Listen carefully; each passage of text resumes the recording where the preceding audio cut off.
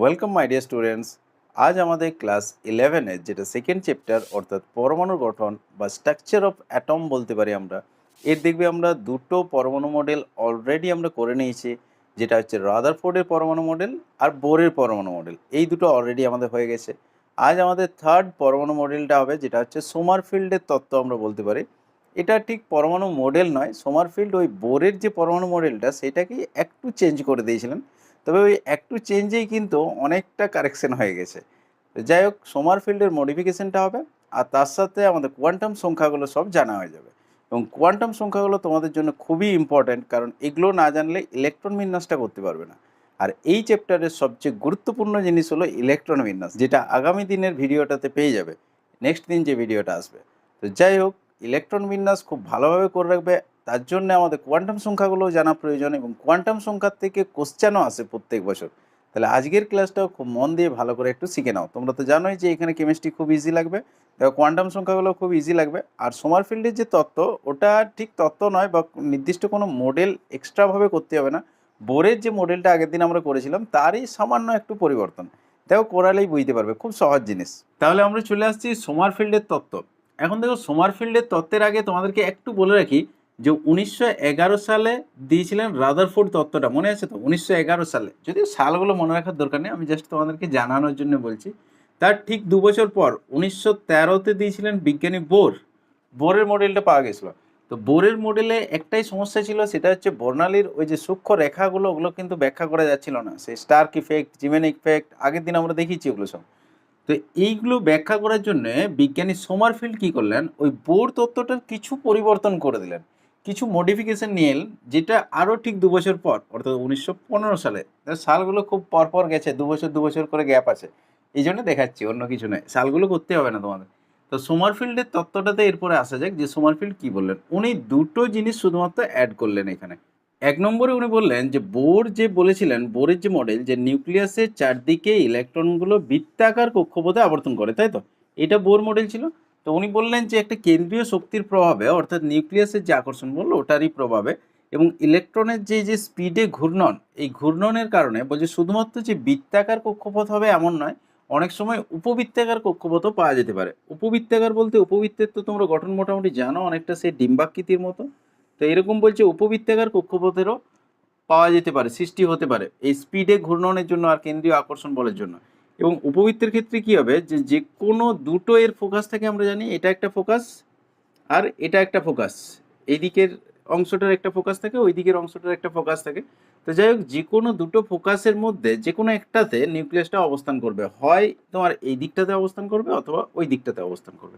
এইটা তিনি নতুন যোগ করলেন, যে শুধু বৃত্তাকার নয়, উপবৃত্তাকার কক্ষপথেরও সৃষ্টি হতে পারে।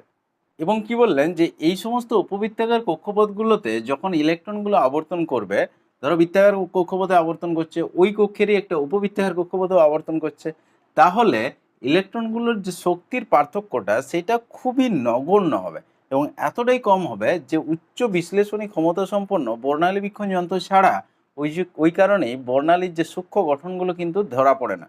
মানে এদের মধ্যে শক্তিটা প্রায় একই, বৃত্তাকার আর উপবৃত্তাকার, কিন্তু সামান্য একটু পার্থক্য থাকে, যেটা নর্মাল স্পেকট্রোস্কোপিক যন্ত্র দিয়ে যদি দেখা হয় তাহলে কোনো পার্থক্য ধরাই পড়বে না।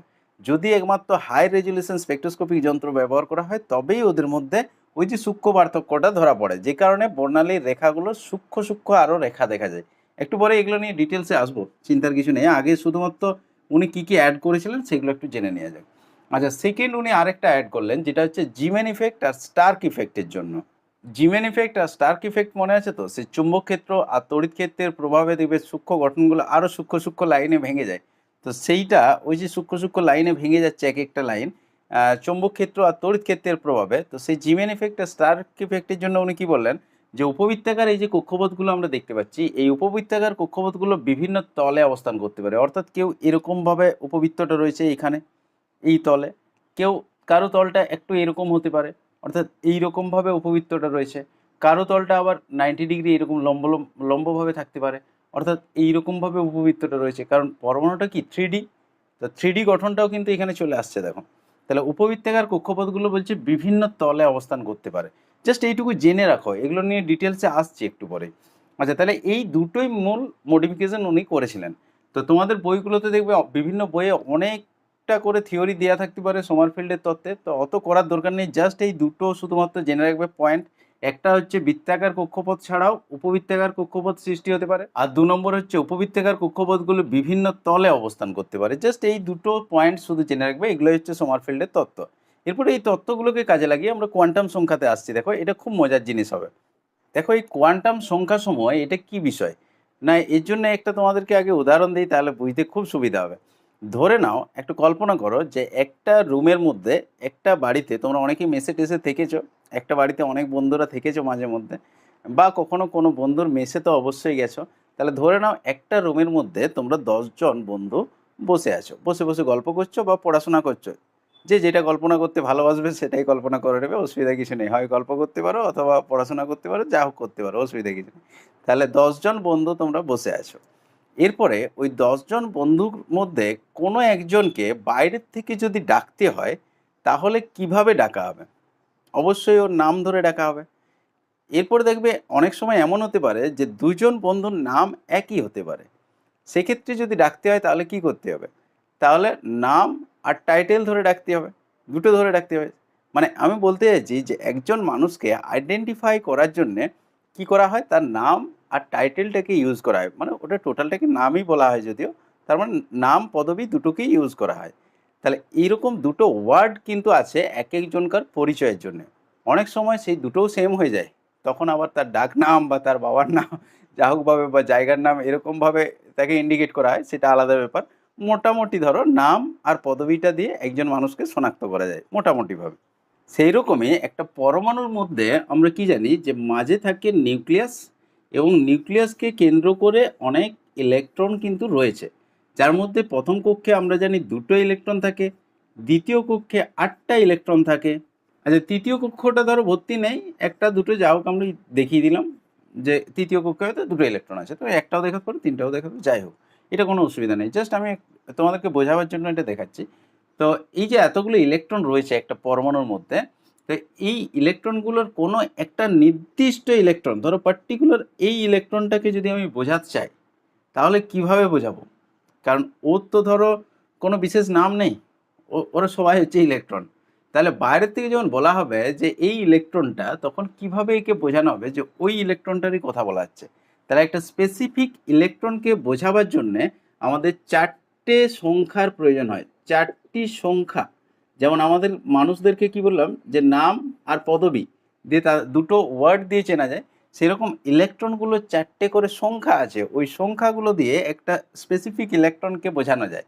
এই সংখ্যাগুলোকেই বলা হচ্ছে কোয়ান্টাম সংখ্যাসমূহ। বোঝা গেল? মানে ইলেকট্রনকে সঠিকভাবে প্রকাশ করার জন্য যে সংখ্যাগুলোর প্রয়োজন হয় সেইগুলোই হচ্ছে কোয়ান্টাম সংখ্যাসমূহ একটা পার্টিকুলার ইলেকট্রনকে। তাহলে যদি আমরা সংজ্ঞা আকারে বলতে যাই, যদিও সংজ্ঞা তোমাদের মুখস্থ পড়বে না, সংজ্ঞা লিখতে বলবে না, তবুও জাস্ট একটু বলে রাখছি তোমাদেরকে যে পরমাণুর মধ্যে ঘূর্ণায়মান ইলেকট্রনের যে কোনো একটাকে সঠিকভাবে প্রকাশ করার জন্য যে সংখ্যাগুলির প্রয়োজন হয় তাদেরকে বলা হচ্ছে কোয়ান্টাম সংখ্যাসমূহ। আশা করি কোয়ান্টাম নাম্বারগুলো কি সেটা তোমরা খুব সহজেই বুঝতে পেরেছো। এরপর দেখো এই কোয়ান্টাম সংখ্যা বা কোয়ান্টাম নাম্বারগুলোকে আমরা 4টে ভাগে ভাগ করতে পারি। একটু আগেই তো বললাম যে 4টে কোয়ান্টাম সংখ্যা আছে, 4 ধরনের। একটাকে বলা হচ্ছে মুখ্য কোয়ান্টাম সংখ্যা, আমি ডট ডট দিয়ে দিচ্ছি, মানে কোয়ান্টাম সংখ্যাটা বারবার লিখিনি আর। এটা হচ্ছে মুখ্য কোয়ান্টাম সংখ্যা। গৌণ কোয়ান্টাম সংখ্যা, গৌণটার আরেকটা বাংলা নাম আছে দ্বিগংশীয়, দ্বিগংশীয় কোয়ান্টাম সংখ্যাও বলা হয়। আচ্ছা, চুম্বকীয় কোয়ান্টাম সংখ্যা আর ঘূর্ণন কোয়ান্টাম সংখ্যা, এই 4 ধরনের কোয়ান্টাম সংখ্যা আছে। এই 4টে কোয়ান্টাম সংখ্যায় ডিটেলসে করানো হবে এক্ষুনি, তাহলে চিন্তার কিছু নেই। এখন শুধুমাত্র নামগুলো জেনে রাখো। মুখ্য কোয়ান্টাম সংখ্যাকে বলা হয় প্রিন্সিপাল কোয়ান্টাম নাম্বার। গৌণ কোয়ান্টাম সংখ্যা বা দ্বিগংশীয় যেটা, সেটাকে বলা হচ্ছে অ্যাজিমুথাল কোয়ান্টাম নাম্বার, বা গৌণের জন্য সাবসিডারিও বলা যেতে পারে, যাকে অ্যাজিমুথালটাই বেশি পরিচিত। চুম্বকীয় কোয়ান্টাম সংখ্যাটাকে বলা হয় ম্যাগনেটিক কোয়ান্টাম নাম্বার। আচ্ছা, ঘূর্ণন কোয়ান্টাম সংখ্যাটাকে বলা হয় স্পিন কোয়ান্টাম নাম্বার। তো যাই হোক, এই হচ্ছে আমাদের 4 ধরনের কোয়ান্টাম সংখ্যাসমূহ। এগুলো খুব ইন্টারেস্টিং, দেখো খুব সুন্দরভাবে বুঝতেও পারবে, এবং এগুলো দরকার আছে। দরকার বলতে তোমাদের পরীক্ষাতেও আসে, প্রত্যেক বছরই প্রায় পরীক্ষাতেও আসে, এবং তার সাথে তোমার যখন ইলেকট্রন বিন্যাস করবে তখন তো এগুলোর জ্ঞানটা থাকা দরকার, মাস্ট। মানে এগুলো যদি না জানো তাহলে ইলেকট্রন বিন্যাস নেক্সট দিনে বুঝতে পারবে না, এটা অবশ্যই জানতে হবে।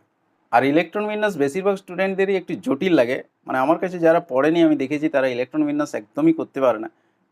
ম্যাক্সিমাম আর কি, ম্যাক্সিমাম স্টুডেন্টদের খুব জটিল লাগে। তবে আমার কাছে যারা পড়েছে তাদের ইলেকট্রন বিন্যাস কিন্তু খুব সহজ লাগে এবং তোমাদেরও খুব ইজি লাগবে। কারণ ইলেকট্রন বিন্যাস করার জন্য তোমাদের বইয়ে দেখবে কোনো রুল নেই, কোনো নিয়ম নেই যে কীভাবে করবে, এবং পুরো মুখস্থের মতো করতে হয় অনেকটা ম্যাক্সিমাম স্টুডেন্টদেরই, যে কারণে ওদের জটিল লাগে। তবে যে সমস্ত জায়গাগুলো জটিল তার জন্যে আমার তো একটা করে রেমেডি রেডি আছেই। মানে আমি তোমাদের জন্য একটা রুল তৈরি করে দিয়েছি, ওটা অবশ্য বইয়ের রুল নয়, আমার নিজের তৈরি করা রুল, যেটা হচ্ছে পুলিশ স্টেশন রুল। ওই পুলিশ স্টেশন রুলটা বইয়ে কোথাও পাবে না। ওই রুলটা বললে দেখবে ইলেকট্রন বিন্যাস অটোমেটিক হয়ে যাবে। ইলেকট্রন বিন্যাস মানে বুঝতে পারছো, 1:2, 2:2, 2p6, 3:2, 3p6, এইগুলো পরপর পরপর ওই পুলিশ স্টেশন রুলটা দিয়ে সমস্ত মৌল, যতগুলো পর্যায় সারণীতে মৌল আছে, সমস্ত মৌলগুলোর ইলেকট্রন বিন্যাস তোমরা ইজিলি করে দেবে, একটাও কোনো কিছু মনে না রেখে। মানে একটা কিছুও তোমাদেরকে মুখস্থ করতে হবে না, জাস্ট রুল অ্যাপ্লাই করবে, সাথে সাথে ইলেকট্রন বিন্যাস হয়ে যাবে, এবং যেটা করবে সেটাই সঠিক হবে। তো যাই হোক, ওই ইলেকট্রন বিন্যাসের দারুণ ক্লাসটা নেক্সট দিনে আসবে। আজকে তোমাদের কোয়ান্টাম সংখ্যাগুলো একটু বুঝে নাও, কারণ এখান থেকেও কোশ্চেন আসে, ইলেকট্রন বিন্যাস থেকেও কোশ্চেন আসে অবশ্যই। আর এখানে যে কোশ্চেনগুলো সেগুলো তো একটা ইম্পর্টেন্ট বটেই, তার সাথে এগুলো না জানলে কিন্তু আবার ইলেকট্রন বিন্যাসটা করা মুশকিল আছে। প্রথমেই আমরা চলে আসবো মুখ্য কোয়ান্টাম সংখ্যা। 1 নম্বর যে কোয়ান্টাম সংখ্যাটা, মুখ্য কোয়ান্টাম সংখ্যা বা প্রিন্সিপাল কোয়ান্টাম নাম্বার, এটা কি বটে আগে এটা একটু জেনে নিয়ে যাক। দেখো, বোর মডেলেই এটা আমরা মোটামুটি পেয়েছিলাম। খেয়াল করে দেখবে, নিউক্লিয়াসের চারিদিকে যে ইলেকট্রনগুলো বৃত্তাকার কক্ষপথে আবর্তন করছে, ধরো বোর মডেলে তো এটাই বলা হয়েছিল, এবং প্রথম কক্ষে 2টো ইলেকট্রন থাকে, সেকেন্ড কক্ষে 8টা থাকে, তারপরে যতগুলো খুশি থাকতে পারে, যতগুলো খুশি মানে কখনোই 18-এর বেশি নয়, মানে একটা, দুটো, তিনটে যে কোনো থাকতে পারে। তো যাই হোক, এরকমভাবে ইলেকট্রনগুলো আবর্তন করছে। আমরা এখন ইলেকট্রনগুলো দেখাচ্ছি না, প্রত্যেকটা কক্ষপথে ইলেকট্রন থাকবে, আমরা শুধু কক্ষপথগুলোকে দেখাচ্ছি। এখন এইরকমভাবে যদি কক্ষপথগুলো থাকে, বৃত্তাকার যে কক্ষপথগুলো, তাহলে এই এক একটা কক্ষপথে যে ইলেকট্রনগুলো আবর্তন করছে সেই ইলেকট্রনগুলোর একটা গড় শক্তি থাকবে। অর্থাৎ প্রথম কক্ষে যে ইলেকট্রনটা আবর্তন করছে, দুটো থাকে, তাদের একটা গড় শক্তি আছে। তার জন্য এগুলোকে এক একটা শক্তি স্তরও বলা হয়। এগুলো এক একটা কক্ষও বটে, প্রধান কক্ষ, এবং তার সাথে এক একটা শক্তি স্তর। এবং আমরা কি জানি, যত বাইরের দিকে যাবে তত শক্তিটা বৃদ্ধি পায়, সেটা আমরা বোর তত্ত্বে দেখেছি। তো যাই হোক, এদের নাম দেওয়া হয়েছিল, দেখবে প্রথম কক্ষটাকে কে বলা হয়, তারপরটা এল, এম, এন, ও, পি, এইভাবে 7টা কক্ষ আমাদের দেখানো হয়েছিল। এবং নামের সাথে শুধু নাম নয়, এদেরকে সংখ্যাও দেওয়া হয়েছিল। যেমন প্রথম কক্ষটাকে 1 নম্বর কক্ষ বলতে পারি, দ্বিতীয় কক্ষটাকে 2 নম্বর, তৃতীয়টাকে 3 নাম্বার, এটা 4 নাম্বার, এটা 5 নাম্বার, নাম্বারও দেওয়া যেতে পারে। এই যে নাম্বার দেওয়া হচ্ছে, এইগুলো কি বলা হচ্ছে, মুখ্য কোয়ান্টাম সংখ্যা। অর্থাৎ প্রত্যেকটা কক্ষের যে নাম্বার, কত নম্বর কক্ষ, সেইটাই হচ্ছে মুখ্য কোয়ান্টাম সংখ্যা। বোঝা গেছে ব্যাপারটা? এগুলোকে এন দ্বারা প্রকাশ করা হচ্ছে। অর্থাৎ প্রথম কক্ষের ক্ষেত্রে এন এর মান হচ্ছে 1, দ্বিতীয় কক্ষের ক্ষেত্রে এন এর মান হচ্ছে 2, তারপরটা 3, তারপরটা 4, তারপরটা হচ্ছে 5, তারপর 6 থাকবে, 7 থাকবে, এইভাবে যাবে। তো যাই হোক, যদি বলা হয় কে কক্ষের ক্ষেত্রে এন এর মান কত হবে, কে কক্ষের ক্ষেত্রে এন এর মান হবে 1, মানে মুখ্য কোয়ান্টাম সংখ্যা হচ্ছে 1। একই রকমভাবে এল কক্ষের ক্ষেত্রে এন এর মান কত হবে, 2, অবশ্যই দেখতেই পাচ্ছ। এম কক্ষের ক্ষেত্রে এল এর মান কত হবে, 3, এরকমভাবে পরপর যাবে। ও কক্ষটার ক্ষেত্রে এন এর মান কত হবে, 5। মানে বিভিন্ন কক্ষের একটা করে নাম্বার দেওয়া হয়েছে, সেই নাম্বারটাকেই বলা হচ্ছে মুখ্য কোয়ান্টাম সংখ্যা। আশা করি আর অসুবিধার কিছু নেই। আচ্ছা, যাই হোক, এই মুখ্য কোয়ান্টাম সংখ্যা দিয়ে, অর্থাৎ এন এর এই মানটা দিয়ে আমরা কি কি বিষয় বুঝতে পারি? দেখো, প্রথমত আমরা বুঝতে পারি যে কত নম্বর কক্ষে আছে। যেমন যদি বলা হয় যে কোনো একটা ইলেকট্রনের মুখ্য কোয়ান্টাম সংখ্যা হচ্ছে 4, এন এর মান হচ্ছে 4, তার মানে আমরা বলতে পারি যে সেটা 4 নম্বর কক্ষে আছে, অর্থাৎ এন কক্ষে আছে, তাই তো? এটা বলা যায় যে কত নম্বর কক্ষে আছে। দ্বিতীয় আরেকটা জিনিস আমরা বলতে পারি যে ইলেকট্রন থেকে নিউক্লিয়াসের দূরত্বটা কেমন হবে। যেমন হচ্ছে, কোনো একটা ইলেকট্রনের ধরো এন এর মান হচ্ছে 1, কোনো একটা ইলেকট্রনের এন এর মান হচ্ছে 3, তাহলে কে বেশি দূরে আছে নিউক্লিয়াস থেকে? অবশ্যই যার এন এর মান 3, মুখ্য কোয়ান্টাম সংখ্যা যার বেশি সে দূরে আছে। তাহলে নিউক্লিয়াস থেকে দূরত্বটাও আমরা মোটামুটি আন্দাজ করতে পারি। আর 3 নম্বর আরেকটা বিষয় পারি যে এনার্জিটা কেমন আছে। যেমন ধরো, একটার এন এর মান 1, আরেকটার এন এর মান হচ্ছে 2, তাহলে কার এনার্জি বেশি হবে? অবশ্যই যার 2 তার বেশি হবে, কারণ যত নিউক্লিয়াস থেকে দূরে যাবে তত এনার্জি বেশি, এটা আমরা অলরেডি জানি। তাহলে আমরা যদি শক্তির ক্রম দেখাই, মানে এখানে আমরা লিখে দিচ্ছি শক্তি যদি দেখায়, তাহলে কে কক্ষের সবচেয়ে কম, মানে n = 1 যার, তার সবচেয়ে কম, তারপরে 2 নম্বর কক্ষ, এল কক্ষের বেশি, এম কক্ষের আরেকটু বেশি, 3 নম্বর কক্ষটা, তারপরে আরও যারা থাকবে তাদের ধীরে ধীরে ধীরে ধীরে বাড়তে থাকবে। যত বাইরের দিকে যাবে তত ইলেকট্রনের শক্তিটা বাড়তে থাকবে। এখন ইলেকট্রনের শক্তিটাই ওই কক্ষের শক্তি হিসেবে ধরা হয়। তাহলে কক্ষপথের শক্তিটা ধীরে ধীরে বাড়ছে যত দূরের দিকে যাবে। এখানে আরেকটা ছোট্ট বিষয় আছে যে টোটাল একটা কক্ষে কতগুলো ইলেকট্রন থাকতে পারে, মানে ইলেকট্রন ধারণ ক্ষমতা আমরা বলতে পারি। তার একটা সূত্র আছে দেখবে, যেটা হচ্ছে 2n²। 2n² করে দিলে ইলেকট্রন কতগুলো থাকবে সেটা মোটামুটি বোঝা যায়। তবে এর কতকগুলো তোমার ডিমেরিটসও আছে, মানে কতকগুলো সীমাবদ্ধতাও আছে। যেমন আগে সূত্রটা দেখিয়ে দেওয়া যাক কীভাবে হচ্ছে। এন এর মান যদি 1 হয়, মানে 1 নম্বর কক্ষ, তাহলে ইলেকট্রন সংখ্যা কতগুলো হবে? দেখো 2n² বসাও, মানে 2 × 1² নাকি, তাহলে আসছে 2টো। দেখো প্রথম কক্ষে 2টো ইলেকট্রন হলো। তারপর দ্বিতীয় কক্ষ, এর মান হচ্ছে 2, তাহলে এটার জন্য কি হবে 2n², 2 × 2², তার মানে 2 × 4, 2 × 8, দ্বিতীয় কক্ষে 8টা। আচ্ছা 3 নম্বর কক্ষ, এন এর মান হচ্ছে 3, তাহলে ইলেকট্রন ধারণ ক্ষমতা কত হবে 2n², মানে 2 × 3², এন এর জায়গায় 3 বসিয়ে দাও, তাহলে এটা আসছে 9 × 2 = 18। বোঝা যাচ্ছে ব্যাপারটা? 3 নম্বর কক্ষে ম্যাক্সিমাম 18টা ইলেকট্রন থাকতে পারে, মানে ম্যাক্সিমাম ইলেকট্রন সংখ্যাটা বোঝাচ্ছে। এটা হচ্ছে ম্যাক্সিমাম ইলেকট্রন সংখ্যা। এটা এতে কম থাকতে পারে কিন্তু এতে বেশি থাকতে পারবে না। আচ্ছা এন এর মান যদি 4 হয়, তাহলে কতগুলো ইলেকট্রন থাকতে পারে 2 × 4², এটা 32 আসছে। দেখো এর যে লিমিটেশনটা এরপর বলি, যে এন এর মান যদি 4-এর থেকে বেশিও হয়, মানে এন এর মান ধরো 5 হলো, তাও কিন্তু ম্যাক্সিমাম 32ই হবে, তার বেশি হবে না। এটা একটা এর লিমিটেশন, মানে সীমাবদ্ধতা 2n²। এই সূত্রটা এন এর মান 4-এর থেকে বেশি হলেও ইলেকট্রন ধারণ ক্ষমতা এক একটা কক্ষের 32-এর চেয়ে কিন্তু বেশি হবে না। এন এর মান 5 হোক 6 হোক যাই হোক, সর্বোচ্চ হবে 32টা ইলেকট্রন, তার বেশি কিন্তু হবে না। এটা একটা সীমাবদ্ধতা আর কি। এটা মানে এর ডিমেরিটস বলতে পারা যায়, মানে পুরোপুরি খাটছে না এই জায়গাতে সূত্রটা। সেকেন্ড আরেকটা ডিমেরিটস বলা যেতে পারে যে লাস্ট কক্ষটা যত নম্বর কক্ষই হোক, তাতে কিন্তু 8টার বেশি ইলেকট্রন থাকবে না। আচ্ছা লাস্ট কক্ষের ঠিক আগের কক্ষটা যত নম্বর কক্ষই হোক, তাতে 18টার বেশি কিন্তু ইলেকট্রন থাকবে না। এগুলো সব হচ্ছে 2n² সূত্রের ব্যতিক্রমগুলো জাস্ট একটু পড়ে রাখবে। তো মোটামুটি 2n² দিয়ে আমাদের 4 পর্যন্ত কক্ষ দেখো সুন্দর চলে আসছে। এরপরে আমরা আসবো গৌণ কোয়ান্টাম সংখ্যা এল, অর্থাৎ অ্যাজিমুথাল কোয়ান্টাম নাম্বার বা সাবসিডিয়ারি কোয়ান্টাম নাম্বার আমরা বলতে পারি। তো এইখানে দেখো হাইড্রোজেনের যে রেখা বর্ণালীটা সেটা আমি এঁকে নিয়েছি, কারণ এইটার ব্যাখ্যাটা এখানে দেয়া যাবে। দেখো গৌণ কোয়ান্টাম সংখ্যা, হাইড্রোজেনের যে রেখা বর্ণালী 4টে আমরা উজ্জ্বল দেখবে আলো পেয়েছিলাম, 4টে উজ্জ্বল লাইন পাওয়া গেছিলো। এই যে লাইনগুলো, এগুলোকে যদি উচ্চ ক্ষমতা সম্পন্ন বর্ণালী বীক্ষণ যন্ত্রের সাহায্যে দেখা হয়, তাহলে কি হবে, এই লাইনগুলো আরও সূক্ষ্ম একাধিক রেখাতে ভেঙে যাচ্ছে দেখা যাবে। অর্থাৎ এক একটা লাইন আরও অনেকগুলো লাইনে ভেঙে যাচ্ছে। এই যে ভেঙে যাচ্ছিল, এইটা বোর মডেলের সাহায্যে আমরা ব্যাখ্যা করতে পারছিলাম না। এক একটা লাইন দেখো আরও সূক্ষ্ম একাধিক রেখাতে ভেঙে গেছে, বিভাজিত হয়ে গেছে। তাহলে এইটার কারণটা এখানে গৌণ কোয়ান্টাম সংখ্যার সাহায্যে আমরা দিতে পারবো।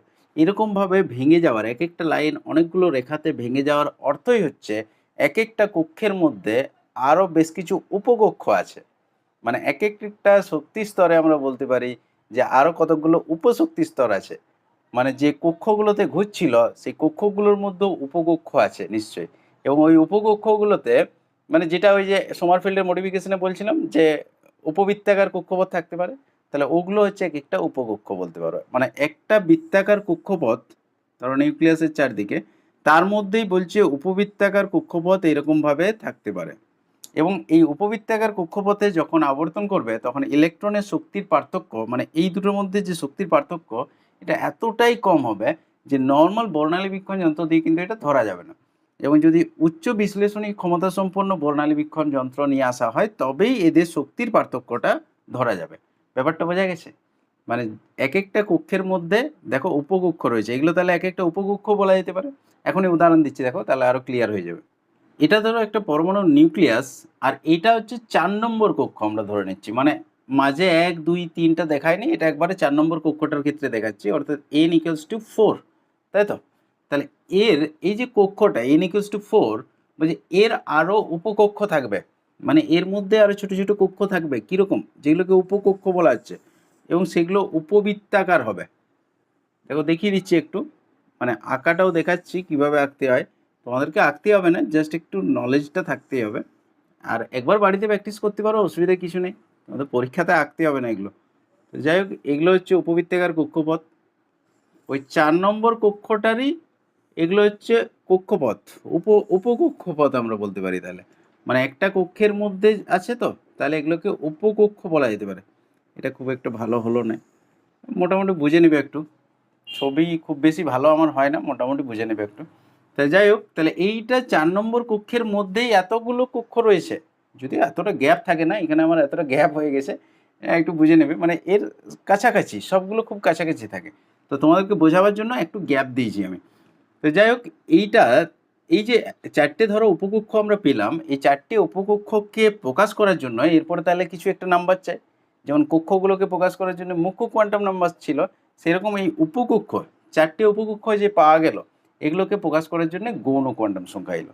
গৌণ কোয়ান্টাম সংখ্যা অর্থাৎ এল দ্বারা প্রকাশ করা হয়।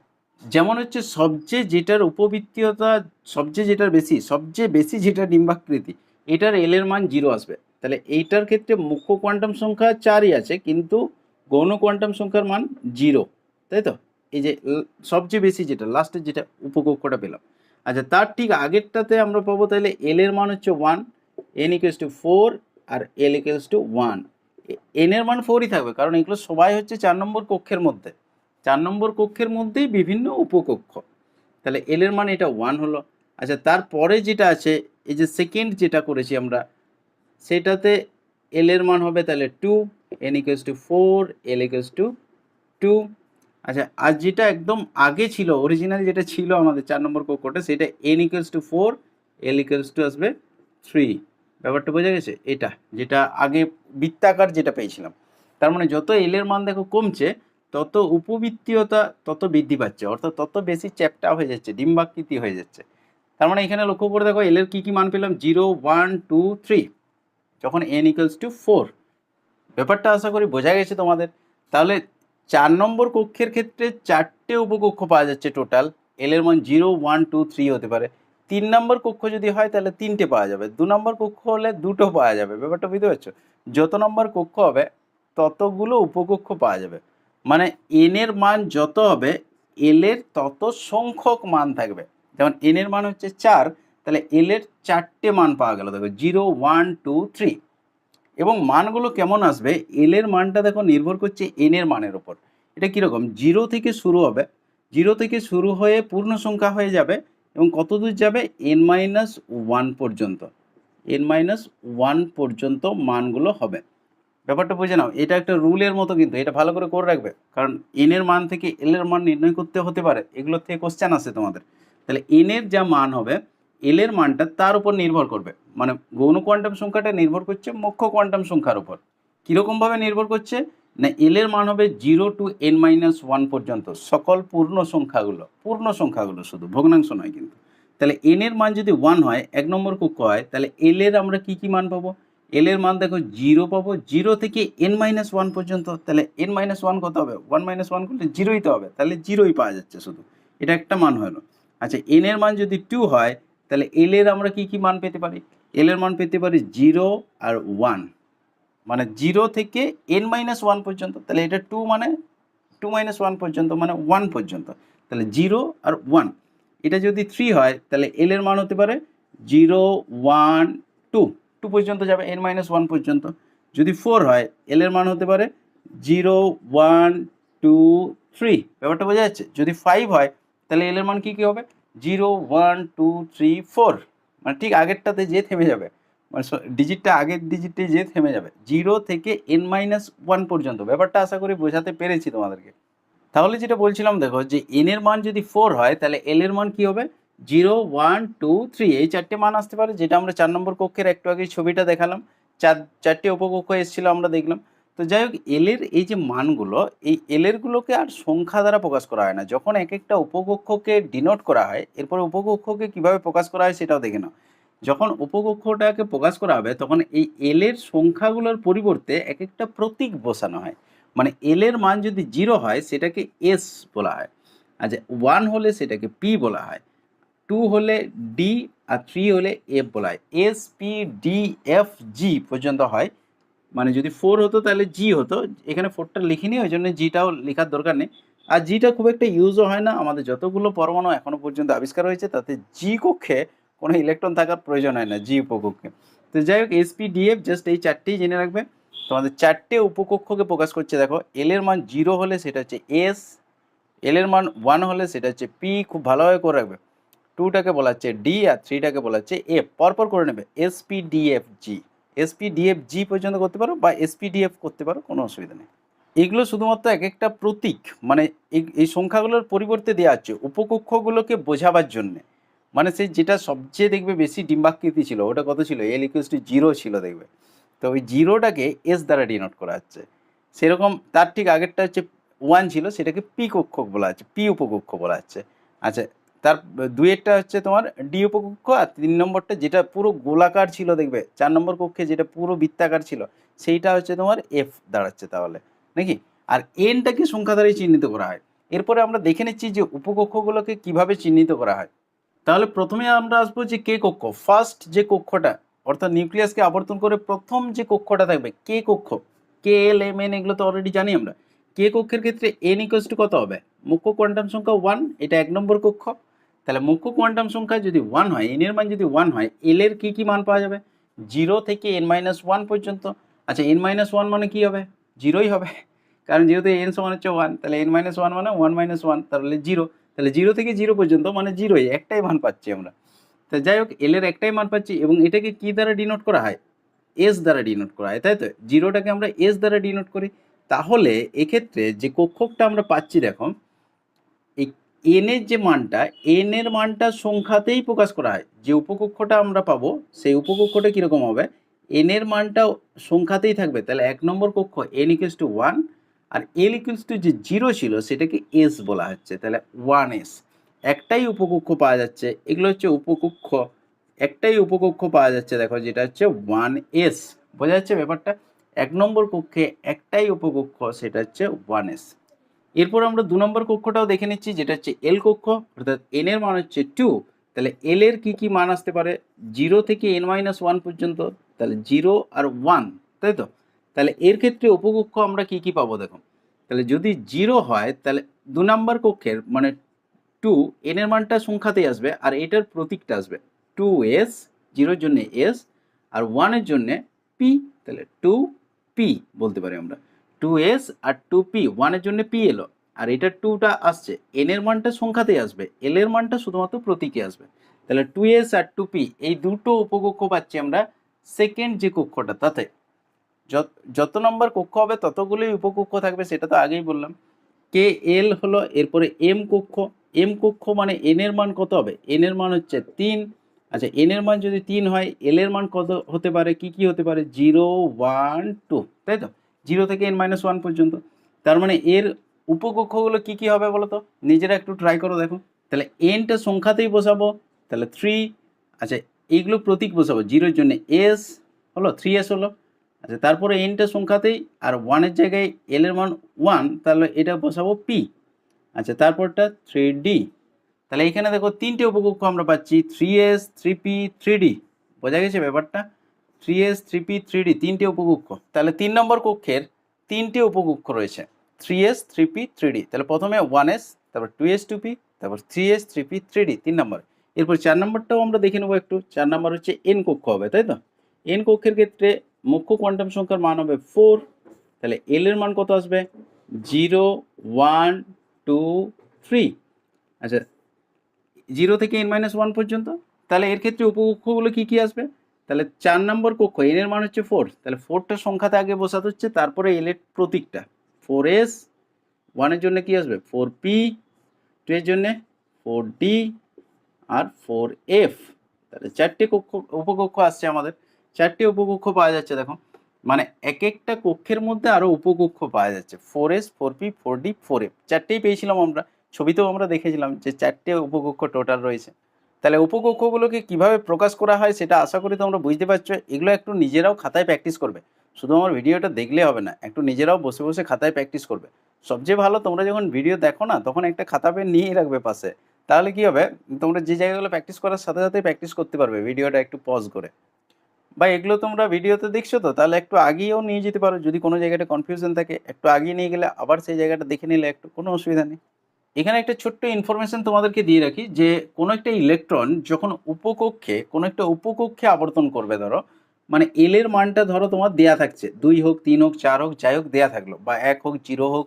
তো এল এর মান যদি দেয়া থাকে এবং সেই ইলেকট্রনটার যদি আমরা কৌণিক ভরবেগ বের করতে বলা হয়, তখন যে সূত্রটা ইউজ হবে সেটা হচ্ছে কৌণিক ভরবেগটাকে ক্যাপিটাল এল দ্বারা প্রকাশ করা হবে এবং সেটা এই উপকক্ষের নাম্বারটা দিয়ে বের করা হয় root over L into L plus one into H by two pi. এটা একটু মনে রেখে দেবে, কারণ এটা শর্ট কোশ্চেন এমসিকিউ এ আসে প্রায়, যে কোনো একটা উপকক্ষে কত নম্বর উপকক্ষে ঘুরছে সেটা বলে দিল তোমাকে, তাহলে তোমাকে বলতে বলবে যে কৌণিক ভরবেগ কত হবে, যে চারটে অপশান দেওয়া থাকবে, তোমাকে চুজ করতে হবে।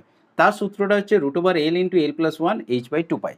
মানে এখানে এল এর মানটা যদি দেওয়া থাকে তাহলে এখানে বসিয়ে দিলেই সাথে সাথে পেয়ে যাবে, এবং এটা এইচ বাই টু পাই বের করবে। এটা এমন নয় যে তোমাকে পুরো এইচ এর মান বসাতে হবে, পায়ের মান বসাতে হবে, এরকম নয়।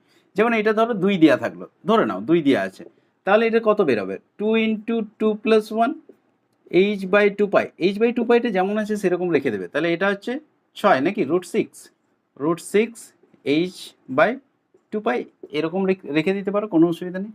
কোথাও যদি দেওয়া থাকে যে এল এর মান হচ্ছে 0, তখন 0 বসাবে, যদি 1 দেওয়া থাকে 1 বসাবে, যা দেওয়া থাকবে সেটা বসাবে, দিয়ে এইচ বাই টু পাই কত আসছে মানটা দেখে নেবে। তো সূত্রটা মনে রাখবে, root over L into L plus one H by two pi. যদি কোনো উপকক্ষে আবর্তন করে তখন এটা হবে কৌণিক ভরবেগ। আমরা কক্ষেরটা দেখবে বোর মডেলেই পেয়েছিলাম, যে যদি কোনো কক্ষে দেওয়া থাকে অর্থাৎ এন এর মান দেওয়া থাকলো 1 বা 2 বা যাই হোক, তখন যে ইলেকট্রনের কৌণিক ভরবেগ হয় সেটাকে এমভিআর বলা হয়। এমভিআর সমান হচ্ছে এনএইচ বাই টু পাই। তখন সূত্রটা হচ্ছে এনএইচ বাই টু পাই। যদি এন এর মান দেওয়া থাকে, মানে কক্ষতে ঘুরে বলা থাকে যে এত নম্বর কক্ষে আবর্তন করছে, তাহলে কৌণিক ভরবেগ কত হবে, তখন এন এর মান বসাবে। এন এর মান যদি 1 থাকে এখানে 1 বসাবে, যদি এটা 2 থাকতো তাহলে এখানে 2 বসাতে, তাহলে 2h বাই টু পাই আসতো, 2 কেটে যাবে দেখো, তাহলে এইচ বাই পাই আসবে। তো যাই হোক, যদি কক্ষের কথা উল্লেখ করা থাকে তাহলে কক্ষের মান বসাবে, সেক্ষেত্রে এনএইচ বাই টু পাই এটা সূত্র হচ্ছে। আর যদি উপকক্ষ দেওয়া থাকে তখন সূত্রটা হচ্ছে root over L into L plus one H by two pi. ব্যাপারটা বোঝা গেছে? দুটো সূত্র দেখো আলাদা, কক্ষ দেওয়া থাকলে একরকম করবে, উপকক্ষ দেওয়া থাকলে আরেক রকম করবে। তোমাদের কোশ্চেনে বলেই দেওয়া থাকবে যে এত নম্বর কক্ষে ঘুরছে, অথবা বলা থাকবে এত নম্বর উপকক্ষে ঘুরছে, তো যেটা দেওয়া থাকবে সেই অনুযায়ী বের করবে। এরপর আমরা দেখব যে উপকক্ষগুলোর শক্তিক্রম কেমন হবে, অর্থাৎ আমরা যে বিভিন্ন উপকক্ষগুলো পেলাম এস পি ডি এফ, এই উপকক্ষগুলোর শক্তির ক্রমটা কেমন হবে। এগুলো সেই যত তুমি দূরের দিকে যাবে বলতে পারো তত এদের শক্তি বাড়বে, অর্থাৎ এস এর সবচেয়ে কম, তারপরে পি, তারপরে ডি, তারপরে এফ। এস এর সবচেয়ে কম, তারপরে পি ডি এফ ধীরে ধীরে বাড়তে থাকবে। যেমন কক্ষগুলোতে দেখেছিলাম 1 নম্বর কক্ষে সবচেয়ে কম, তারপর 2 নম্বরে একটু বেশি, 3 নম্বরে আরও বেশি, সেরকম এদের ক্ষেত্রেও এস পি ডি এফ পরপর বাড়তে থাকে। তো যাই হোক, এই হচ্ছে আমাদের শক্তির ক্রম উপকক্ষগুলোর। এরপরে আমরা আসবো থার্ড কোয়ান্টাম সংখ্যা, অর্থাৎ চুম্বকীয় কোয়ান্টাম সংখ্যা, ম্যাগনেটিক কোয়ান্টাম নাম্বার, যেটাকে আমরা এম দ্বারা প্রকাশ করব, বা এটাকে আরেকটা ডিজিট দেওয়া যায় যেটা হচ্ছে এম এল দ্বারাও প্রকাশ করা যায়, এম এল। তো যাই হোক, এম এলটা আমরা খুব একটা ইউজ করছি না, এম দ্বারা ইউজ করছি। ম্যাগনেটিক কোয়ান্টাম নাম্বার, এই বিষয়টা কি দেখো না, জিমেন ইফেক্টে আমরা কি দেখেছিলাম যে বর্ণালীর যে সূক্ষ্ম গঠনটা পেয়েছিলাম এর আগে, যেটা দেখলাম সূক্ষ্ম রেখায় ভেঙে গেছিল, তো সেইটা যদি চুম্বক ক্ষেত্র দেওয়া হয় তাহলে আরও সূক্ষ্ম রেখায় ভেঙে যায়, আরও বেশ কিছু সূক্ষ্ম রেখায় ভেঙে যায়, মানে ওই রেখাগুলো আরও ভাঙছে, তাহলে আরও সূক্ষ্মতর গঠন পাওয়া যাচ্ছে। সেইটাকে বলা হচ্ছিল আমাদের জিমেন ইফেক্ট, চুম্বক ক্ষেত্রের প্রভাবে যখন হচ্ছিল, আর তড়িৎ ক্ষেত্রের প্রভাবে হলে স্টার্ক ইফেক্ট। তো জিমেন ইফেক্টের ব্যাখ্যাটা বিজ্ঞানী সোমারফিল্ড এইভাবে দিলেন যে আমরা যে উপকক্ষগুলো দেখলাম না, ওই উপকক্ষগুলো একই ধরনের একটা উপকক্ষই, ধরো যে 4 নম্বর কক্ষটা দেখেছিলাম তার ধরো n ইকুয়ালস টু 4 আর l ইকুয়ালস টু যেটা 3, ধরে নাও এটা হচ্ছে n ইকুয়ালস টু 4, এটা l ইকুয়ালস টু 3, তাহলে এটা হচ্ছে যেটা মূল আমাদের কক্ষটা ছিল, তার ভিতরেরটা যদি দেখি তাহলে n equals to 4, l equals to 2, তাই তো এইভাবে গেছিলাম। আরও যদি তার ভিতরে যায় তাহলে সেটা কি পাওয়া যাবে, n equals to 4, l equals to 1, তারপরে n equals to 4, l equals two 0, বিভিন্ন উপকক্ষ পাচ্ছি। তো একটা উপকক্ষই, মানে ধরো এই উপকক্ষটাই, এই যে উপকক্ষটায় n ইকুয়ালস টু 4 আর l ইকুয়ালস টু 2, এই উপকক্ষটাই আমি ধরে নিচ্ছি, বলছি এই উপকক্ষটাই বিভিন্ন আরও কক্ষকে বিভাজিত থাকতে পারে, মানে ওই একই সাইজের উপকক্ষ, ওই উপকক্ষটাতেই একই সাইজের ওই ধরনের উপকক্ষ রয়েছে যেগুলো তোমার বিভিন্ন তলে অবস্থান করতে পারে, অর্থাৎ কেউ এইভাবে আছে, কেউ এরকমভাবে আছে, এই তলে, এই তল বরাবর আছে এরকম ডিম্বাকৃতি, কেউ আবার 90 ডিগ্রিভাবে আছে এরকম লম্বভাবে ডিম্বাকৃতি আছে, কেউ একদম ফ্ল্যাটভাবে আছে এরকমভাবে আছে। তাহলে একটা উপকক্ষতেই আরও বিভিন্ন কক্ষক রয়েছে, এগুলো কক্ষক বলা হয়। যেগুলো বিভিন্ন তলে অবস্থান করতে পারে। কেউ এরকম আসে, কেউ এরকম আসে, কেউ এরকম আসে, কেউ এরকম আসে, এইভাবে বিভিন্ন তলে অবস্থান করতে পারে। তো তার জন্যে কি হচ্ছে, ওই সূক্ষ্ম রেখাগুলো আরও সূক্ষ্মতর রেখাতে ভেঙে যাচ্ছে চুম্বক ক্ষেত্রের প্রভাবে।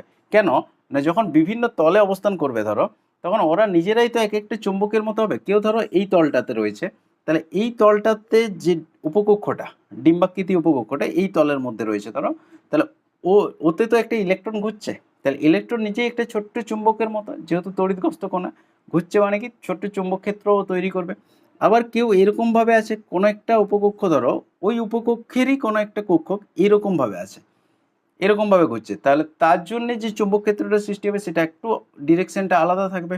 কেউ এরকমভাবে আছে, অর্থাৎ এইভাবে উপকক্ষটা ঘুরছে ইলেকট্রনটা, তাহলে এর জন্য যে চুম্বক ক্ষেত্রটা হবে সেটা একটু আলাদা হবে। তাহলে বাইরের থেকে যখন আমরা চুম্বক ক্ষেত্র দিচ্ছি, তখন এদের সাথে যে ইন্টারাকশনটা হবে বাইরের চুম্বক ক্ষেত্রটার, এরা এক একটা ছোটো ছোটো চুম্বক ক্ষেত্র, বাইরের থেকে তুমি একটা বড় চুম্বক ক্ষেত্র প্রয়োগ করলে, তাহলে প্রত্যেকের সাথে ইন্টারাকশনটা আলাদা হয়ে যাবে, এবং যে কারণে প্রত্যেকে আলাদা রকম উত্তেজিত হবে, যে কারণে প্রত্যেকের মধ্যে শক্তির একটু পার্থক্য চলে আসবে। এমনিতে কিন্তু শক্তির বিশেষ পার্থক্য নেই, কিন্তু যখন চুম্বক ক্ষেত্র দেওয়া হচ্ছে তখন অল্প একটু পার্থক্য চলে আসবে, যেহেতু ডিরেকশনটা আলাদা। একটা ভালো ছবি এঁকে তোমাদেরকে বিষয়টা বুঝিয়ে দিচ্ছি, দেখো। তাহলে ধরে নাও কোনো একটা উপকক্ষের এইরকম 5টা ধরো কক্ষক রয়েছে, অর্থাৎ ওই উপকক্ষগুলো বিভিন্ন তলে আছে। ধরো একটা উপকক্ষেরই আরও যে উপকক্ষ, তার মানে কক্ষক সেগুলো বলা হচ্ছে। তো এই কক্ষকগুলো কেউ এইদিকে এই দিক ডিরেকশনে আছে, কেউ এই ডিরেকশনে ধরো চুম্বক ক্ষেত্র সৃষ্টি করছে, কেউ এই ডিরেকশনে, কেউ এই ডিরেকশনে, কেউ এই ডিরেকশনে। এখন বাইরের চুম্বক ক্ষেত্রের অভিমুখটা ধরো এরকম আছে, তাহলে এর তো পুরোপুরি বিপরীত, তাহলে এর সাথে যে ইন্টারাকশনটা হবে, আর উপরের দিকে অভিমুখ করে যে চুম্বক ক্ষেত্রটা সৃষ্টি করছে তার যে ইন্টারাকশনটা হবে সেটা পুরোপুরি আলাদা হবে, এটা তো বোঝাই যাচ্ছে। আর এইদিকে যে আছে তারটাও আলাদা হবে। প্রত্যেকটার দেখো চুম্বক ক্ষেত্র যখনই প্রয়োগ করবে, প্রত্যেকের সাথে ইন্টারাকশনটা কিন্তু আলাদা হবে, যেহেতু ওদের চুম্বক ক্ষেত্রগুলোর অভিমুখ বিভিন্ন দিকে রয়েছে, যে কারণে এদের মধ্যে শক্তির সামান্য পার্থক্য চলে আসছে। তাহলে এদেরকে পেশাল পেশাল করে এরপরে প্রকাশ করতে হবে। আমরা একটা উপকক্ষকে প্রকাশ করেছিলাম এল দ্বারা, এরপরে এই এলগুলোর মধ্যে উপকক্ষগুলোর মধ্যে আবার একটু করে বিভাজন দেখা যাচ্ছে যখন আমরা চুম্বক ক্ষেত্র প্রয়োগ করছি। যদি চুম্বক ক্ষেত্র না প্রয়োগ করি, তাহলে এদের মধ্যে কোনো বিশেষ শক্তির পার্থক্য দেখা যাবে না, এরা সমশক্তি সম্পন্ন। কিন্তু চুম্বক ক্ষেত্র দিয়ে দিলেই এদের মধ্যে শক্তির সামান্য পার্থক্য তখন দেখা যাচ্ছে। তো এদেরকে প্রকাশ করার জন্যই এই চৌম্বকীয় কোয়ান্টাম সংখ্যাটা নিয়ে আসা হয়েছে। এই জন্য এটা নাম দেওয়া হয়েছে চৌম্বকীয় কোয়ান্টাম সংখ্যা, মানে চুম্বক ক্ষেত্র প্রয়োগ করলে তখন এটা দেখা যাচ্ছে। তার মানে আমরা বলতে পারি যে এই এম দ্বারা, অর্থাৎ চুম্বকীয় কোয়ান্টাম সংখ্যা দ্বারা আমরা এক একটা কক্ষককে প্রকাশ করতে পারি। এটার বাংলা নাম হচ্ছে কক্ষক, ইংরেজিতে বলা হচ্ছে অরবাইটাল। যেটা কক্ষ ছিল ফার্স্টে এন, সেটা হচ্ছে অরবিট, আর কক্ষক এটা এটা হচ্ছে অরবাইটাল। তাহলে প্রথমে হচ্ছে কক্ষ, যখন এন এন দ্বারা প্রকাশ করেছিলাম সেগুলোকে কক্ষ বলা হয়। আচ্ছা, এলগুলো হচ্ছে উপকক্ষ, আর এমটা হচ্ছে কক্ষক, এক একটা কক্ষক। তাহলে এম এর মানটা আমরা কিভাবে বের করব? না, আমরা যেমন আগেরটাই দেখেছিলাম যে এল এর মানটা নির্ভর করছিল কার উপর, এন এর উপর। এন এর যেরকম মান আসছিল এল এর 0 টু n-1 পর্যন্ত আসছিল, সেরকম এম এর মানটা বলছে নির্ভর করবে, এম এর মানটা নির্ভর করবে এল এর মানের উপর, মানে এর উপর নির্ভর করবে এম এর মানটা কত হবে। এল এর দেখো যা মান হবে, এম এর মান হবে -L থেকে শুরু করে, -L থেকে শুরু করে যাবে 0 পর্যন্ত যাবে, তারপরে আবার +L পর্যন্ত যাবে। তার মানে -L থেকে 0 হয়ে +L পর্যন্ত সমস্ত পূর্ণ সংখ্যাগুলো শুধুমাত্র পাওয়া যাবে। ব্যাপারটা বোঝা গেছে? এরপরে একটা উদাহরণ দিয়ে বুঝিয়ে দিচ্ছি, দেখো। যদি ধরো এল এর মান, এল সমান ধরো 0 এলো, এল সমান যদি 0 হয়, তাহলে এম এর কী কী মান হতে পারে?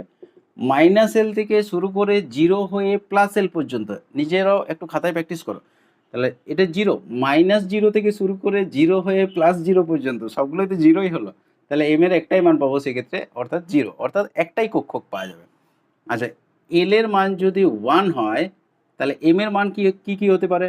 -1 থেকে শুরু করে 0 হয়ে +1 পর্যন্ত, অর্থাৎ টোটাল 3টে মান পাওয়া যাচ্ছে। তার মাঝে আর কোনো তো পূর্ণ সংখ্যা নেই, -1, 0 আর +1, এর মাঝে আর কোনো পূর্ণ সংখ্যা নেই। আচ্ছা, এল এর মান যদি 2 হয়, তাহলে এম এর মান কি কি হতে পারে? -2 থেকে শুরু করে 0 হয়ে, -2 থেকে শুরু করছে কিন্তু -1টাও পাবে, 0 পাচ্ছ, +1 পাচ্ছ, +2 পাচ্ছ, যতগুলো পূর্ণ সংখ্যা আছে -2 থেকে শুরু করে 0 হয়ে +2 পর্যন্ত। আচ্ছা, এল এর মান যদি 3 হয়, তাহলে এম এর মান কটা পাওয়া যাবে?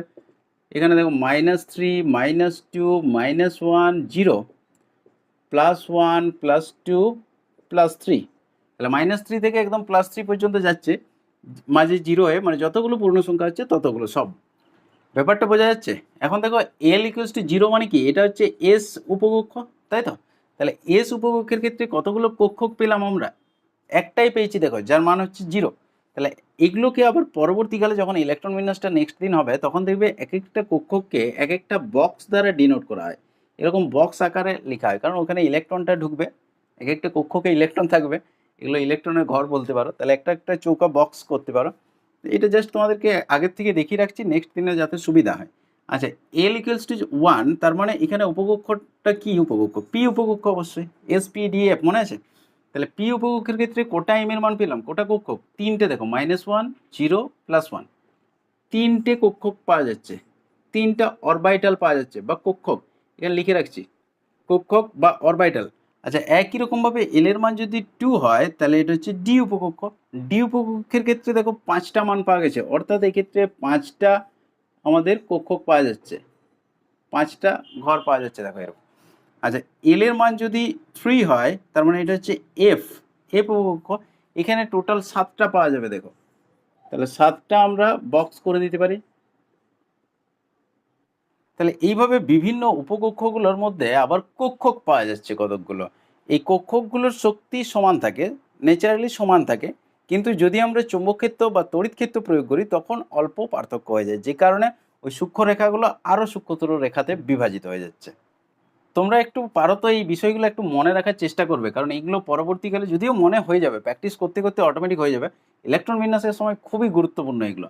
যেমন এস এর দেখো আমরা একটাই পেলাম, আচ্ছা পি এর কোটা পাচ্ছি 3টে, আচ্ছা ডি এর 5টা, এফ এর 7টা, এগুলো একটু পারো তো মনে রাখবে যে এস এর হচ্ছে আমরা একটা পাচ্ছি। এগুলো অবশ্য মান বসালে সাথে সাথে পেয়েও যাবে, ক্যালকুলেশন করে বের করে নিতে পারবে, কিন্তু আমি বলবো একটু করেই নিবে যে এস এর একটা, পি এর 3টা, ডি এর হচ্ছে 5টা। দেখো ধীরে ধীরে বাড়ছে, 1 3 5 7, গ্যাপটা দেখো নির্দিষ্ট নির্দিষ্ট করে বাড়ছে, সব বিজোড় সংখ্যাগুলো। এরপর একটা আমরা ওভারঅল ক্যালকুলেশন করব, একটা নির্দিষ্ট কক্ষ নিয়ে নেব, তার মধ্যে কি কি উপকক্ষ থাকবে, সেগুলোর আবার কি কি কক্ষ থাকবে, সব কিছু বের করব। এই প্র্যাকটিসটা তোমরা একটু ভালো করে রাখবে। আমি এন কক্ষটা দিয়ে দেখিয়ে দিচ্ছি, এন কক্ষ অর্থাৎ হচ্ছে 4 নম্বর কক্ষ, তাই তো? মুখ্য কোয়ান্টাম সংখ্যা হবে 4।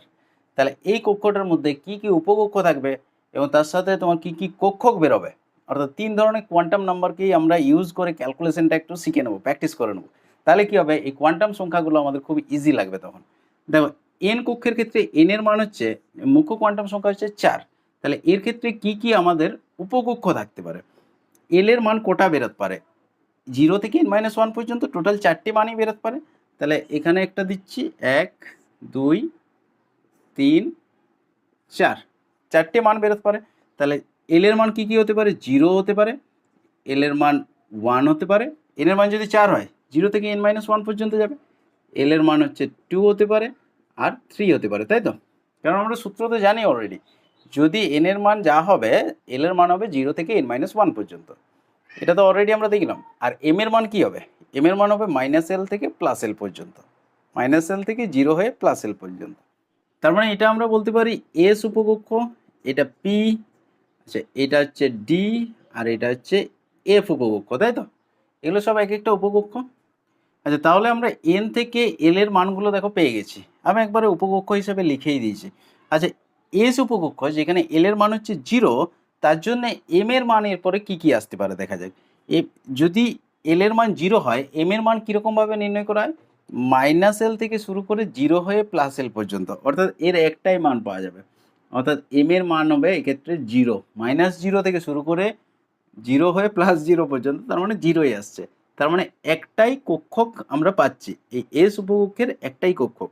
আচ্ছা পি এর একই রকমভাবে যদি আমরা দেখি, পি এর কতগুলো পাওয়া যাবে? এল এর মান হচ্ছে 1, তাহলে -l থেকে শুরু করে 0 হয়ে +l, তার মানে 3টে পাওয়া যাচ্ছে, তাই তো? 3টে পাওয়া যাবে, এল এর মান হবে -1 0 আর +1, এই 3টে পাওয়া যাচ্ছে, সবগুলোই এল এর মান। তাহলে পি এর আমরা দেখতে পাচ্ছি যে 3টে উপকক্ষ রয়েছে, এগুলো সব পি এর। আচ্ছা তারপরে ডি এর আমরা যদি দেখি একই রকমভাবে 5টা পাবো, একটা দিয়ে নিচের দিকে 2টো দিয়ে দিচ্ছি, উপরের দিকে 2টো দিয়ে দিচ্ছি, তাহলেই বোঝা যাবে। আচ্ছা এম এর মান তাহলে কি হচ্ছে? -2 থেকে শুরু করে 0 হয়ে +2 পর্যন্ত, তাহলে -2 -1 0 +2 সরি +1 আর +2, তাহলে m এর এতগুলো মান আসছে, সবগুলোর হচ্ছে m সমান লিখতে পারো। একই রকমভাবে f উপকক্ষের অর্থাৎ l এর মান যদি 3 হয় তাহলে m এর মান এর ক্ষেত্রে কি কি আসবে, -3 -2 -1 0 +1 +2 আর +3, এতগুলো মান আসবে, তাই তো m এর 7টা মান আসছে। তাহলে এগুলো হচ্ছে কক্ষক বলবো আমরা। তাহলে এস কক্ষক হচ্ছে, দেখো এস উপকক্ষের যে কক্ষক সেগুলোকে এস কক্ষক বলতে পারি। এস কক্ষক একটাই পেলাম। আচ্ছা, পি কক্ষক 3টে, ডি কক্ষক আসছে 5টা, আর এফ কক্ষক আসছে 7টা। ব্যাপারটা বোঝা গেছে? তাহলে এটা আমি 4 নম্বর কক্ষের মধ্যে কতগুলো উপকক্ষ আছে, কতগুলো কক্ষক আছে সব কিছু দেখিয়ে দিলাম। তোমরা 3 নম্বরটা একটু প্র্যাকটিস করে দেখবে বাড়িতে। এরপরে আমরা লাস্ট কোয়ান্টাম সংখ্যাতে আসছি, যেটা হচ্ছে ঘূর্ণন কোয়ান্টাম সংখ্যা, যেটা বলা হচ্ছে স্পিন কোয়ান্টাম নাম্বার। দেখো, বর্ণালীর যে সূক্ষ্মতর বিভাজনগুলো সেগুলো কিন্তু আগে 3টে কোয়ান্টাম সংখ্যা দিয়ে বলছে সবগুলো ব্যাখ্যা করা যাচ্ছে না, তবুও কিছু সূক্ষ্ম বিভাজন রয়ে যাচ্ছে। তার জন্য এই চতুর্থ কোয়ান্টাম সংখ্যাটা নিয়ে এসেছিলেন বিজ্ঞানী উলেনবেক এবং গুডস্মিথ। বিজ্ঞানীদের নামগুলো মনে রাখার দরকার নেই, জাস্ট কোয়ান্টাম সংখ্যাগুলো জেনে রাখবে। তো এই ঘূর্ণন কোয়ান্টাম সংখ্যা ব্যাপারটা কি একটু জাস্ট তোমাদেরকে আইডিয়া দিই। বলছে পৃথিবী যেমন সূর্যকে যখন প্রদক্ষিণ করছে তখন দেখবে ও শুধু সূর্যের চারদিকে তো ঘুরছে না, ও নিজের অক্ষের চারদিকেও ঘুরছে। সেই রকম ইলেকট্রন যখন নিউক্লিয়াসকে আবর্তন করছে তখন ইলেকট্রন বলছে শুধু নিউক্লিয়াসকে আবর্তন করছে যে তা নয়, ইলেকট্রন নিজের অক্ষের চারদিকেও কিন্তু ঘুরছে, ঘুরতে ঘুরতে নিউক্লিয়াসকে আবর্তন করছে, মানে পুরো পৃথিবীর ঘূর্ণনের মতোই বলতে পারো। তবে ইলেকট্রনের ঘূর্ণনটা দুরকম দিকে হতে পারে, একটা হবে ঘড়ির কাঁটার দিকে, আরেকটা হতে পারে ঘড়ির কাঁটার বিপরীত দিকে। তাহলে ইলেকট্রনের এই ঘূর্ণন শুধু দুভাবেই সম্ভব, একটা দেখো ঘড়ির কাঁটার দিকে ঘুরতে পারে, আরেকটা হতে পারে যেটা হচ্ছে ঘড়ির কাঁটার বিপরীত দিকে এইভাবে ঘুরতে পারে। তাহলে দুই ধরনের ঘূর্ণন সম্ভব ইলেকট্রন। তো এই দুই ধরনের ঘূর্ণনকে প্রকাশ করার জন্য এই ঘূর্ণন কোয়ান্টাম সংখ্যাটা নিয়ে আসা হয়েছে। এটা খুব সহজ জিনিস। একটা ঘূর্ণনকে আমরা +12 বলবো, আরেকটা ঘূর্ণনকে -12 বলবো।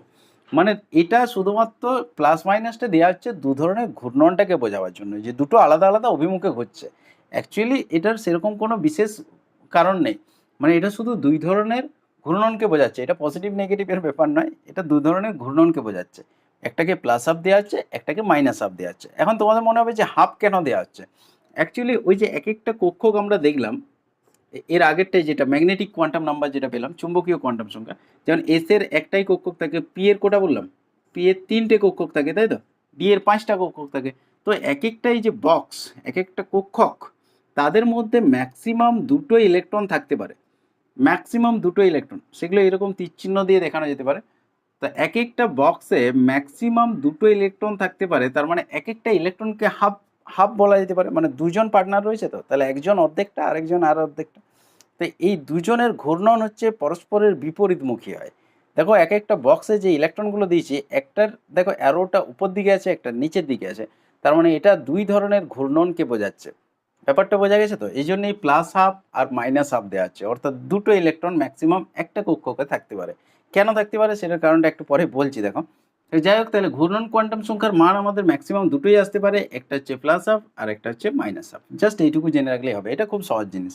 আচ্ছা, যদি কারো ঘূর্ণন কোয়ান্টাম সংখ্যা দেওয়া থাকে তাহলে মানে নিজের অক্ষের চতুর্দিকে ঘূর্ণনের জন্য তার যে কৌণিক ভরবেগটা আসবে, সেইটার জন্য যে সূত্রটা, কৌণিক ভরবেগটাকে ক্যাপিটাল এস বলা আছে, তাহলে ক্যাপিটাল এস সমান √ ওই ঘূর্ণন কোয়ান্টাম সংখ্যা S small S, S into s+1 h/2π হবে। ব্যাপারটা বুঝতে পারছো? যদি ঘূর্ণন কোয়ান্টাম সংখ্যা দেওয়া থাকে তখন কৌণিক ভরবেগটা হবে এইভাবে, এই সূত্রটাতে বসাবে। তাহলে সবগুলো বুঝতে পারলে তো? যদি কক্ষ দেওয়া থাকে, আমি আরেকবার সবগুলো বলে দিচ্ছি, দেখো। যদি কক্ষ দেওয়া থাকে তাহলে nh/2π করবে কৌণিক ভরবেগ। যদি উপকক্ষ দেওয়া থাকে তাহলে তার কৌণিক ভরবেগ ক্যাপিটাল এল সমান পাবে √L into L+1 into h/2π। এটা হচ্ছে উপকক্ষ যদি দেওয়া থাকে। আর যদি ঘূর্ণন কোয়ান্টাম সংখ্যা দেওয়া থাকে সেক্ষেত্রে ক্যাপিটাল এস হবে কৌণিক ভরবেগ, এবং কৌণিক ভরবেগ সমান আসবে √S ইন্টু s+1 h/2π। তাহলে এই তিনটে সূত্র এক জায়গায় লিখে রাখবে, এগুলো সব কৌণিক ভরবেগ। এটা যদি কক্ষ দেওয়া থাকে এটাই ইউজ করবে, উপকক্ষ দেওয়া থাকলে এটা ইউজ করবে, আর ঘূর্ণন কোয়ান্টাম সংখ্যা যদি দেওয়া থাকে তাহলে এটা ইউজ করবে। এখন দেখো, যেটা বলছিলাম যে একটা কক্ষকে, একটা অরবিটালের মধ্যে দুটোই ম্যাক্সিমাম ইলেকট্রন কেন থাকতে পারে, তার কারণ হচ্ছে যখন ইলেকট্রনটা ধরো ক্লকওয়াইজ ঘুরছে তখন এর যে চৌম্বক অক্ষটা তৈরি হবে, এর জন্য ইলেকট্রন তো চার্জ পার্টিকেল, ও মুভ করছে মানে একটা চৌম্বক ক্ষেত্র তো সৃষ্টি হবে। তার যে অভিমুখটা হবে সেই অভিমুখটা ধরো এই দিকে থাকলো, এই অভিমুখে থাকলো, মানে ঘূর্ণন অক্ষ বরাবর একটা চৌম্বক ক্ষেত্র সৃষ্টি হবে। তাহলে যখন অ্যান্টি ক্লকওয়াইজ ঘুরবে তখন নিশ্চয়ই এই অভিমুখে হবে, ঠিক অপোজিট ডিরেকশনে হবে চৌম্বক অক্ষটা। এখন ইলেকট্রন দুটোই কিন্তু নেগেটিভ চার্জ, তাহলে হিসাবে বিকর্ষণ করার কথা, নেগেটিভ চার্জকে বিকর্ষণ করবে, একই চার্জ যেহেতু নেগেটিভ চার্জ পজিটিভ চার্জকে আকর্ষণ করবে, কিন্তু দুটোই যদি নেগেটিভ হয় তাহলে বিকর্ষণ হওয়ার কথা। কিন্তু যেহেতু দেখো চৌম্বক ক্ষেত্রটা বিপরীত তৈরি হচ্ছে, বিপরীত চৌম্বক ক্ষেত্র আমরা কি জানি পরস্পরকে আকর্ষণ করে, সেই কারণে দুটো ইলেকট্রনের মধ্যে যে বিকর্ষণ থাকা উচিত সেই বিকর্ষণটা কাটিয়ে উঠে ওরা পরস্পরকে আকর্ষণ করতে পারে এবং একটা কক্ষকের মধ্যে থাকতে পারে।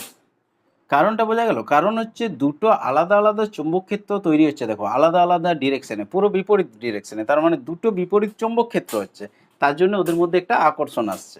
এরপর দেখো এই যে চারটে কোয়ান্টাম সংখ্যা আমরা জানলাম, এন, এল, এম এবং এস, এটা মুখ্য কোয়ান্টাম সংখ্যা, গৌণ কোয়ান্টাম সংখ্যা, চুম্বকীয় কোয়ান্টাম সংখ্যা আর ঘূর্ণন কোয়ান্টাম সংখ্যা। এই চারটে কোয়ান্টাম সংখ্যা দ্বারা আমরা কি বুঝতে পারবো সেটা একটু দেখে নিই। অনেক কিছু বোঝা যাচ্ছে, তার মধ্যে বিশেষ কয়েকটা জিনিস, এগুলো শর্ট কোশ্চেনে অনেক সময় থাকতে পারে, সেই জন্য জানিয়ে দিচ্ছি। তো মুখ্য কোয়ান্টাম সংখ্যা দিয়ে আমরা বুঝতে পারবো কোন কক্ষটাতে রয়েছে, অর্থাৎ কক্ষটার সাইজটা, আকারটা বুঝতে পারবো। যদি 1 নম্বর কক্ষে থাকে তাহলে তার যে আকার হবে, যদি 2 নম্বর কক্ষে থাকে তার আকারটা অবশ্যই বড় হবে, তাহলে আকারটা আমরা বুঝতে পারছি। আচ্ছা, এল যেটা গৌণ কোয়ান্টাম সংখ্যা, এর সাহায্যে আমরা কি বুঝতে পারবো যে আকৃতিটা কেমন হবে। যেমন হচ্ছে এল এর মান যদি ধরো যেটা আগে দেখেছিলাম যে এন সমান হচ্ছে 4 আর এল সমান 3, তাহলে এটা পুরো বৃত্তাকার ছিল। আচ্ছা, তারপরে যখন একটু ডিমের মতো হয়েছিল সেটা কি হয়েছিল, এন সমান হচ্ছে 4, এল সমান হচ্ছে 2, তাহলে এল এর মান যত কমছে তত এরকম ডিম্বাকৃতি হচ্ছে, অর্থাৎ উপবৃত্তাকার হচ্ছে। তার মানে এখানে আমরা শেপটা বুঝতে পারছি, অর্থাৎ কিরকম আকৃতির হচ্ছে। আচ্ছা, চুম্বকীয় কোয়ান্টাম সংখ্যার সাহায্যে কত নম্বর কক্ষকে রয়েছে, মানে কোন কক্ষকটাতে রয়েছে, কোন বক্সটাতে রয়েছে সেটা আমরা বুঝতে পারছি। আর ঘূর্ণন কোয়ান্টাম সংখ্যার সাহায্যে আমরা কি বুঝতে পারছি, কোন দিকে ঘুরছে, ঘড়ির কাঁটার দিকে না ঘড়ির কাঁটার বিপরীত দিকে, প্লাস আপ না মাইনাস আপ, তাহলে ঘূর্ণনটা বোঝা যাচ্ছে। এই প্রথম দুটো মাঝে মধ্যে চলে আসে শর্ট কোশ্চেনে, যে কোন কোয়ান্টাম সংখ্যার সাহায্যে আমরা আকারটা বুঝতে পারবো, সেটা হচ্ছে মুখ্য কোয়ান্টাম সংখ্যা। আর আকৃতিটা, শেপটা কেমন হবে, বৃত্তাকার না উপবৃত্তাকার, সেটা আমরা কার সাহায্যে বুঝতে পারবো, গৌণ কোয়ান্টাম সংখ্যার সাহায্যে। এই ফার্স্টের দুটোর মধ্যে কখনো কখনো শর্ট কোশ্চেন দেখা যায়। তাহলে এই হচ্ছে আমাদের সমস্ত কোয়ান্টাম সংখ্যাগুলো। এটা খুব একটা ইম্পর্টেন্ট টপিক ছিল এবং অনেকে জটিল লাগে, তোমাদের আশা করি সহজই লাগবে। কেমন লাগলো আমাকে একটু কমেন্ট করে জানাবে। এই জায়গাটা ভালো করে রাখলে তার মানে হচ্ছে ইলেকট্রন বিন্যাস খুব ইজি লাগবে, আর ইলেকট্রন বিন্যাস ইজি লাগলে টোটাল কেমিস্ট্রিটা তোমাদের খুব ইজিলি যাওয়া যাবে, টোটাল কেমিস্ট্রিটাই তোমাদের খুব ইজি লাগবে। ইলেকট্রন বিন্যাস খুব ভালো করে শিখে রাখতে হবে, নেক্সট দিনে আমাদের ইলেকট্রন বিন্যাসটা হবে। আজকের ক্লাসটা কেমন লাগলো অবশ্যই আমাকে কমেন্ট করে জানাবে। ঠিক আছে, আজ এতটা পর্যন্তই, দেখা হচ্ছে নেক্সট ভিডিওতে।